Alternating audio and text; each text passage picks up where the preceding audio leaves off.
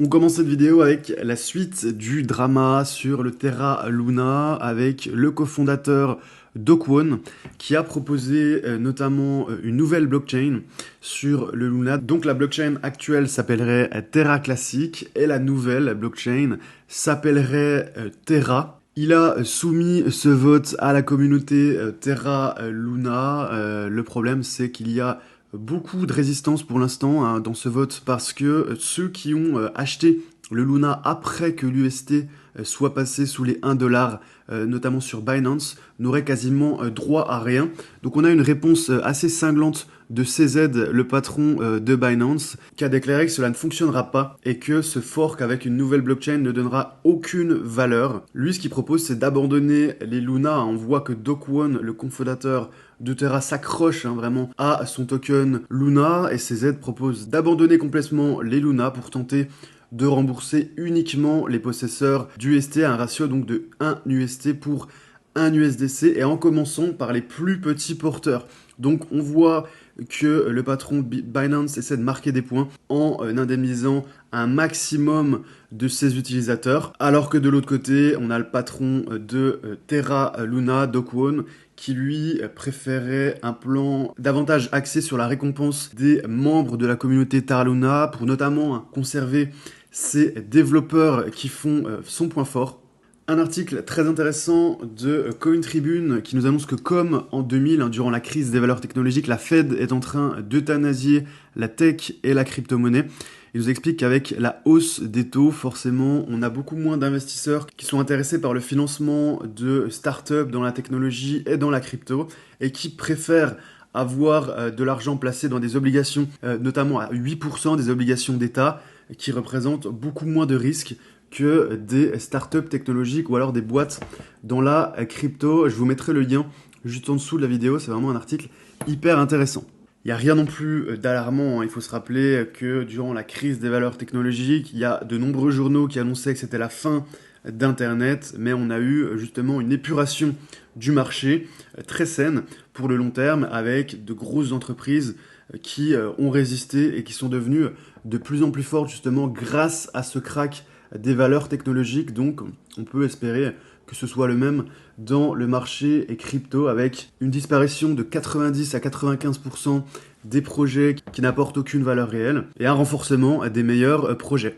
Un petit peu d'espoir avec cet article de Coindesk, même si le titre est un petit peu négatif, qui nous annonce que les gros fonds d'investissement qui ont boosté le prix du Bitcoin pourraient désormais le cracher. Donc on apprend que de plus en plus d'investisseurs institutionnels sont rentrés dans le Bitcoin et que ces investissements d'institutionnels, ils ont renforcé la corrélation entre le marché action et le Bitcoin. Donc la mauvaise nouvelle, c'est qu'on aura beaucoup plus de volatilité avec des chutes de plus en plus fortes et des hausses de plus en plus importantes. C'est l'une des théories. Mais la bonne nouvelle, c'est qu'il est très peu probable qu'on reste dans des ranges comme on l'avait connu entre 2018 et 2020 quasiment. Donc il est tout à fait possible qu'on ait des chutes très importantes et qu'ensuite on se reprenne, surtout vu l'importance de ces fonds d'investissement, notamment Morgan Stanley. On a de nombreux ETF désormais sur le Bitcoin, sur l'Ethereum, qui vont permettre à des investisseurs d'être beaucoup plus flexibles et surtout d'amener énormément de capitaux.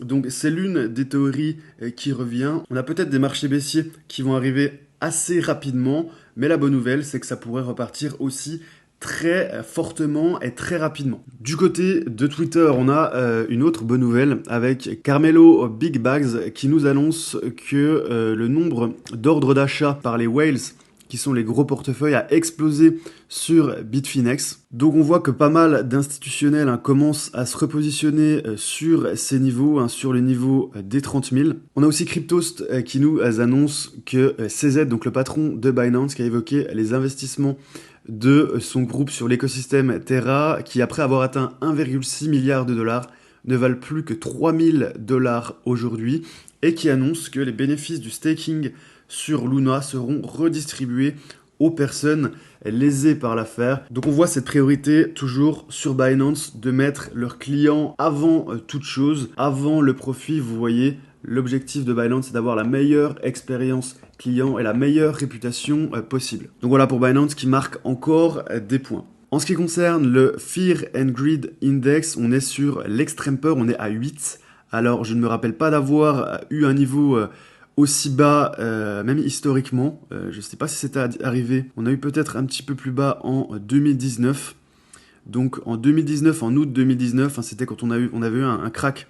On avait eu un petit rebond. Petit rebond, on avait touché les 14 000. Et là, vous voyez, on était redescendu à 9 000, donc une chute de quasiment 40% pour ensuite redescendre. Donc on est sur ces niveaux d'août au début du crack en espérant qu'on ne continue pas parce qu'on était redescendu jusqu'à 3700, c'était en mars 2020. Concernant les actions, ce matin, on a une bonne hausse, un beau gap haussier, notamment sur le CAC 40 qui est en hausse de 1,50% à l'heure actuelle.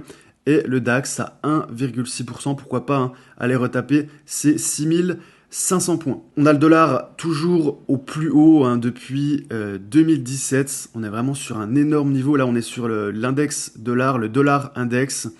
Si on venait à taper ce point haut, à confirmer cette cassure par le haut en mensuel, on pourrait très vite atteindre des niveaux qu'on n'avait pas vus depuis 2003.